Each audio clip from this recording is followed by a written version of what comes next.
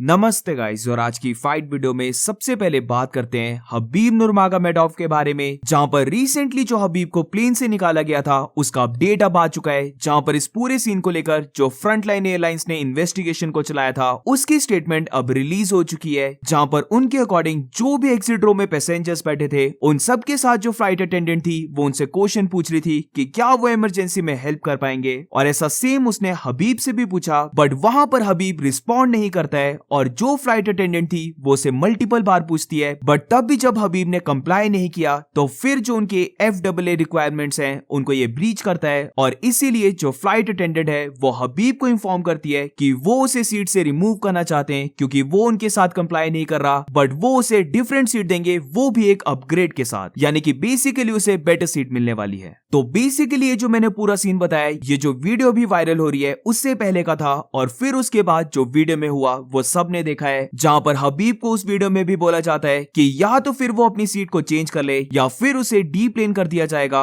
और एग्जैक्टली वैसा होता है, जहां पर सिक्योरिटी को बुलाया जाता है और हबीब और उसके साथ जितने भी मेंबर्स थे वो सारे प्लेन से निकल जाते हैं। अब ऐसा नहीं है कि हबीब ने बोलने से ही मना कर दिया था, क्योंकि इस ट्वीट के सेकंड पैराग्राफ में हम वो देख सकते हैं जहां पर एयरलाइंस ने भी ये बोला है कि स्टार्टिंग में हबीब ने रिस्पॉन्ड नहीं किया और इसीलिए फिर एजेंट को बुलाया जाता है और हबीब को दो ऑप्शन दिए जाते हैं कि या तो वो सीट को चेंज कर ले या फिर उसे डीप्लेन कर दिया जाएगा। ऑल्सो ये सब अकॉर्डिंग टू पॉलिसी हो रहा था, यानी कि जो रूल्स बनाए जाते हैं उनके अकॉर्डिंग ही सब कुछ हो रहा था। और इसके साथ एयरलाइंस ये भी क्लियर कर देती है कि हबीब की एथनिसिटी से कुछ भी लेना देना नहीं है इस केस का, और बेसिकली उसे जितना भी मनी था वो सारा रिफंड कर दिया गया है। तो बेसिकली लास्ट वीडियो में मैंने एग्जैक्टली सेम चीज को कहा था। ये स्टेटमेंट प्रूव कर देती है कि ना तो हबीब गलत है ना ही एयरलाइन की गलती है, क्योंकि वो सिर्फ रूल्स को फॉलो कर रहे थे। वेरएस दूसरी साइड हबीब भी हाँ कर देता है हेल्प करने के लिए, बट क्योंकि वो स्टार्टिंग में कंप्लाई नहीं कर पाया इसीलिए वहां पर जो सारे क्रू मेंबर्स थे उन्हें उसी टाइम पर कोई डिसीजन को लेना था। क्योंकि आई रिमाइंड यू गाइस कि इसमें मिलियंस ऑफ डॉलर्स फंसे होते हैं, क्योंकि एक भी पर्सन ने अगर एयरलाइन को सू कर दिया और अगर हार गए तो फिर उन्हें मिलियंस ऑफ डॉलर्स देने पड़ते हैं। बस इस पूरे केस में मुझे एक गलती लग रही है कि वो जो लेडी क्रू मेंबर थी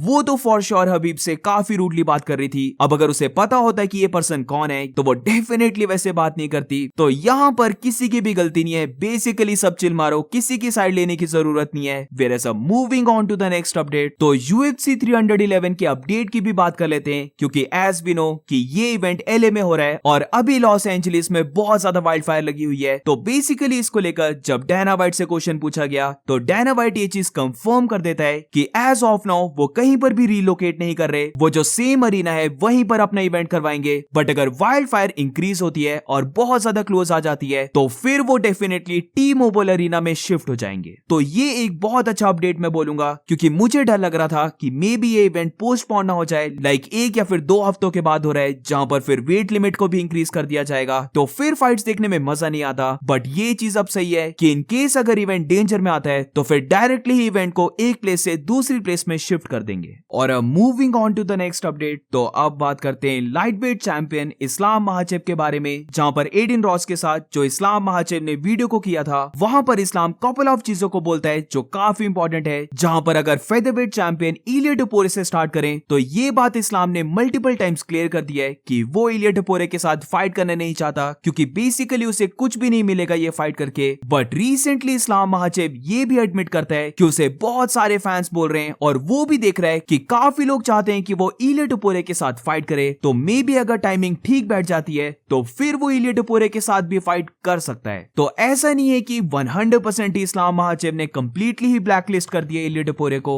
और लग रहा है कि थोड़ी सी पॉसिबिलिटी है जहां पर सपोज इलिया टपोरे मूव अप कर जाता है, वो किसी टॉप लाइटवेट फाइटर को बीट कर देता है, तो फिर उसे टाइटल शॉट मिल सकता है। बट यहां पर आता है सबसे इंपॉर्टेंट कैच, क्योंकि इसी के बाद इस्लाम महाचेव वेल्टरवेट डिवीजन की बात करता है। यहाँ पर इस्लाम कहता है कि उसकी ड्रीम है कि वो डबल चैंपियन बने, बट अभी वेल्टरवेट चैंपियन बिलाल मोहम्मद ने उसे ट्रबल में डाला है, क्योंकि बिलाल उनके साथ ट्रेनिंग करता है, तो वो नहीं चाहता कि वो बिलाल मोहम्मद के साथ फाइट करे। बट जैसे कि उसने बोला कि ये उसकी ड्रीम है, तो वो इस स्पोर्ट को लीव भी नहीं करना चाहता बिना वेल्टरवेट का चैंपियन बने हुए। इसके बाद इस्लाम का ये कहना था कि उन दोनों का मैनेजर सेम है, यानी कि अली अब्दुल-अजीज, तो वो डेफिनेटली चाहता है कि दोनों के बीच में कुछ वर्कआउट हो जाए जिससे कि वो भी बेल्ट के लिए फाइट कर पाए। तो ये बात अब समवट क्लियर हो चुकी है कि अगर बिलाल मोहम्मद वर्सेस शौकत रखमनोफ की फाइट में बिलाल मोहम्मद विन कर जाता है तो फिर कुछ ना कुछ एग्रीमेंट करके इस्लाम महाचेव फाइट कर लेगा बिलाल मोहम्मद के साथ। डेफिनेटली अब ये वाला ऑप्शन बन चुका है, जहां पर पहले दोनों ने ही डिसएग्री कर दिया था कि वो एक दूसरे के साथ फाइट नहीं करेंगे, बट अब जैसे जैसे इस्लाम महाचेव की लेगेसी बनते जा रही है तो वी नो कि इस्लाम महाचेव की ये ड्रीम है कि वो मूव अप करके डबल चैंपियन बने। तो अब दोनों के बीच में फाइट की पॉसिबिलिटी बन चुकी है, जहां पर सेकंड ऑप्शन ये है कि शौकत रखमनोफ बिलाल मोहम्मद को बीट कर दे, क्योंकि फिर इस्लाम को कोई भी प्रॉब्लम नहीं है कि वो शौकत रखमनोफ से फाइट करे। तो बेसिकली UFC 311 में बहुत कुछ डिपेंड करता है, जहां पर अगर इस्लाम महाचेव अरमान सरूकिन को बीट कर देता है तो फिर मुझे नहीं लगता कि वो एक और फाइट से ज्यादा लाइट वेट डिवीजन में करने वाला है, but obviously Arman Tsarukyan is no joke, वो इस्लाम महाचेव को बीट करके उसके पूरे ही प्लान को बिगाड़ सकता है। और अब moving on to the next update, तो अब बात करते हैं lightweight fighter Arman Tsarukyan के बारे में। अब मुझे नहीं पता कि तुम में से कितने लोग अरमान के इंटरव्यूज को देख रहे हो, बट एक बात नोटिस करने वाली है कि अरमान सरूकिन कुछ ज्यादा ही काम और कॉन्फिडेंट लग रहा है, जो हमेशा से अमेजिंग रहा है ऐसे फाइटर्स को देखना जो अपनी लाइफ की सबसे बड़ी फाइट करने वाले हैं बट स्टिल बहुत ज्यादा काम रहते हैं। और इसी के साथ अरमान सरूकिन की दो डिफरेंट बातों को अगर कवर करूं तो सबसे पहले अरमान सरूकिन ये बोलता है कि वो केयर नहीं करता कि Islam Makhachev number 1 pound for pound fighter है, क्योंकि जब वो इस्लाम महाचेव को बीट कर देगा तो कोई भी नंबर 1 बन जाए उसे जरा भी फर्क नहीं पड़ने वाला, क्योंकि वो अपने टाइटल को मल्टीपल टाइम्स डिफेंड करेगा और इवेंचुअली फिर number 1 pound for pound fighter खुद ही बन जाएगा। इसी के साथ हेनरी सोहुडो और कमारू उस्मान के पॉडकास्ट में अरमान सरूकिन काफी इंटरेस्टिंग चीज को बताता है, जहां पर वो कहता है कि जब वो इस्लाम महाचेव को बीट करके लाइट वेट डिवीजन का चैंपियन बन जाएगा तो फिर उसके लिए सारी लेगेसी खत्म है। वो जरा भी केयर लेगेसी वाइज नहीं करेगा, बल्कि वो सिर्फ वैसे ही फाइटर्स को पिक करेगा और UFC से भी वैसे ही फाइट्स को एक्सेप्ट करेगा जो उसे सबसे ज्यादा मनी अर्न करके देंगे। तो इस फाइट तक अरमान का कहना है कि उसकी लेगेसी चल रही है, बट जैसे ही वो इस्लाम महाचेव को बीट करके चैंपियन बनेगा तो फिर वो बिजनेस ओरिएंटेड होने वाला है और वो बस बिग नेम फाइटर्स के साथ ही फाइट करने वाला है। और सपोज कि अगर ये सेम चीज अरमान सरूकिन के अकॉर्डिंग चलता है तो 1-2 विंस के बाद माइकल चैंडलर को मिल सकता है टाइटल शॉट, माइकल चैंडलर को बीट करके कॉनर मैकग्रेगर को मिल सकता है title shot, and also possibly हम इसी साल के एंड में देख सकते हैं कि इलिया टोपुरिया ने मूव अप कर लिया है और वो भी बेल्ट के लिए फाइट कर रहा है। And that's it for today guys. आज की फाइट वीडियो में बस इतना ही। अगर तुम्हें वीडियो अच्छी लगी हो तो please make sure to like subscribe. मिलते हैं नेक्स्ट वीडियो में।